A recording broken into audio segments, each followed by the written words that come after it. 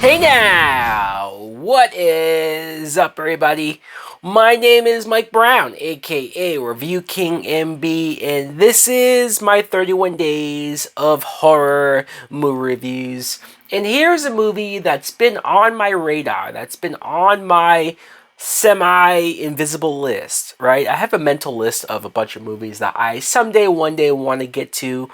And here's a film that I had always heard of, was always aware of, and I said, fuck it, I'm going to use this as an opportunity to watch said movie. And there's a few reasons why I wanted to watch it, but it's called Slither. Slither is a 2006 film that was written and directed by James Gunn. Now, this is James Gunn's directorial debut, his very first film. And so that's one reason why I wanted to watch it, is because it was James Gunn's first film. And when it comes to writers and directors that I respect and that I personally just enjoy their work, enjoy the majority of their movies, it's always cool to go back, if I haven't seen it already, to see their first movie, to see how different they may have been, or to see just how similar they maybe still are compared to back then, what sensibilities they still have or what they used to do differently.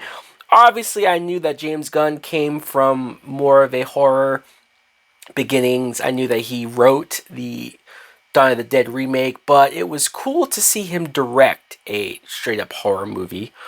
This film, it stars Michael Rooker and Elizabeth Banks. They play a married couple who I'm still trying to figure out, like, what's the problem, or what was the problem. Because Michael Rooker, he clearly wants to sleep with his wife. It's been a while. At the very beginning, it's like he's trying to sort of make it happen, and she's just not feeling it. She's not in the mood. And so when he says fuck it, and he goes off to the bar or whatever, she feels a little bad. The next time she sees him, she's now like, okay, yeah, I'll sleep with you. But it almost makes you wonder, like, was she just not in a bad mood that night? Because they also say that, like, they haven't slept together in a while, so were there issues in their marriage beforehand? I'm clearly thinking too much about this, because what I couldn't help was wonder, if she had just slept with him that night, he would not have wandered off.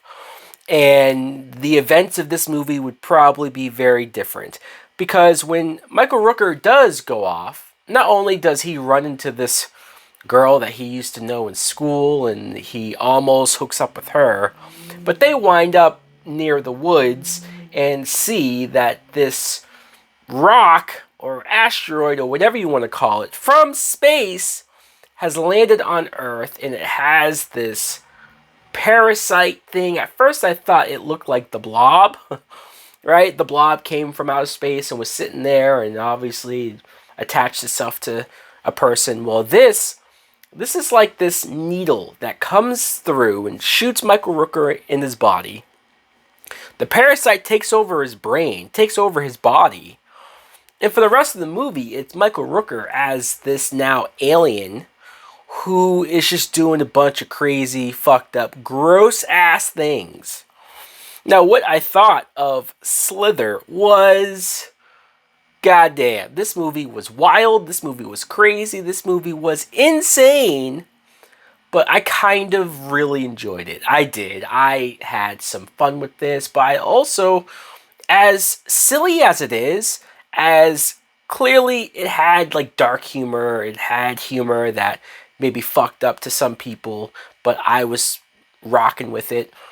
It also scared me at times. Like, the tension during certain moments had me, which I think was a plus as well. And also, given the time that this came out, 2006, I'm surprised that I did not see this movie back when it first came out, or at least within the first couple years, because 2006, I was still in high school, and around this time is when I just started creating and building my Blu-ray and DVD collection. It's when I really first started buying movies. And so, for one, I'm surprised that I never bought this movie. And two, I was watching a shitload of horror movies around that time. Really, just anything I could get my hands on, anything that I could find. I would watch anything horror. I would buy any movie and just to own it, to watch it after the fact. And there's a lot of movies around between 2004 maybe into 2007, 8, like around those years, I've watched almost everything. Clearly not everything, because I did not watch this. Now that I have watched it, I could see, or I could have seen myself watching this at that time and probably really enjoying it because of how different and out there and crazy it was. The beginning, like I said, does remind me of The Blob, but the way how it sort of turns into, I guess the closest thing I could think of is Invasion of the Body Snatchers, or just anything when aliens are taking over people's bodies. But the way that it goes to the next level of being gross and over the top and next level with it, like these parasites, they found a way to make this super gross and super crazy and super weird, especially when you see after Michael Rooker gets taken over. And you see that he takes that girl that he almost hooked up with that night, but did not. And he goes back to her, and instead of just flat out having sex with her, maybe it's alien sex? I don't really know what the hell he did, because he took these tentacles that came out of his stomach and plugged them into her. And then, my God, the whole idea of feeding each other meat, like raw meat, really gross, really fucked up. Clearly the mind of James Gunn to come up with all of this makes me think a lot about him. But Michael Rooker obviously did a good job. Elizabeth Banks I liked as the main wife, because you saw that they didn't flat out like make it over the top that, oh, this is a terrible, horrible marriage. Like, maybe she is falling out of love with her husband, but there's no overt real reason why. It just sort of seems like they're naturally growing apart. You see that she also maybe has a thing for Nathan Fillion, which it's a James Gunn movie, so obviously Nathan Fillion is in the film, and he's very likable, he's very charismatic. He is, I guess, like, what, the sheriff, or, you know, he's a cop in the town, and he's investigating everything crazy going on. And they're mostly the main story. Once more, like, the first half hour, the movie looks like it's just going to be a smaller story with those characters specifically. Then everything sort of goes to shit, and the rest of, like, the next hour is the entire town essentially gets taken over. It ramps up to a crazy fucking level. It's a lot going on. There's also, I mean, there's a lot of characters that get taken over. It made me feel bad, because usually in these horror movies, it's always like, oh, well, those characters were pieces of shit, or that guy was an asshole, so if he does get taken over, or if he does die, well, fuck him, right? Who cares? No, there's a lot of people who were good people, or decent people, at least, and probably didn't deserve what happened to them. And a lot of them died. A lot of these people do die. And specifically, there's this family. And the main daughter of the family, she's played by Tania Solnier. I probably butchered that name. But she's a Canadian actress. I tried to look her up, and she hasn't really been in a whole lot since this. But I thought for the role, she did a good job. Where she wakes up. I mean, she's actually in the bathtub, and that scene gave me the heebie-jeebies big time.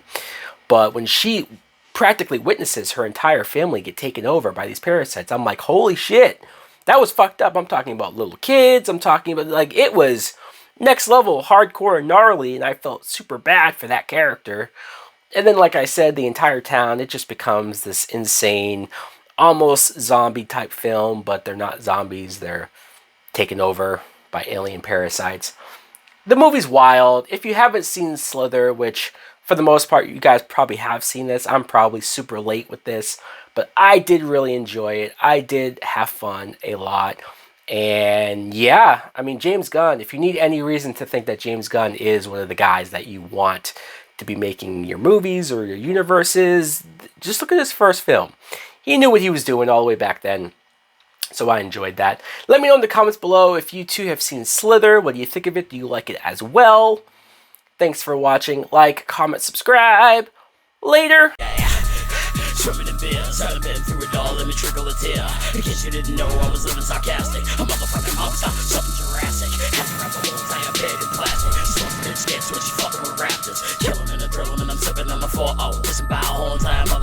so. Oh, what a rush, sniff some more blow. Let the bitch bleed and I'm making a porno. I'ma keep it going a few times before I pass out.